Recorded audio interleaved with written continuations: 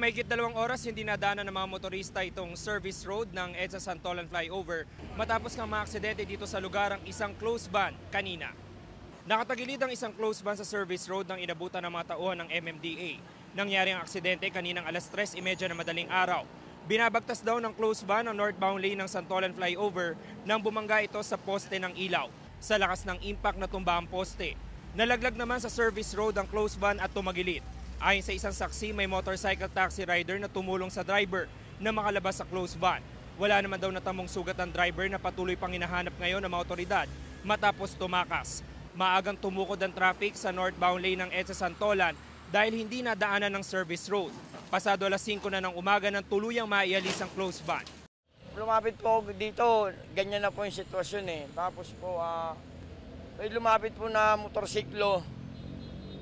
Binasag po yung salamin para tulungan yung tao. Wala akong pahinante yan, driver lang.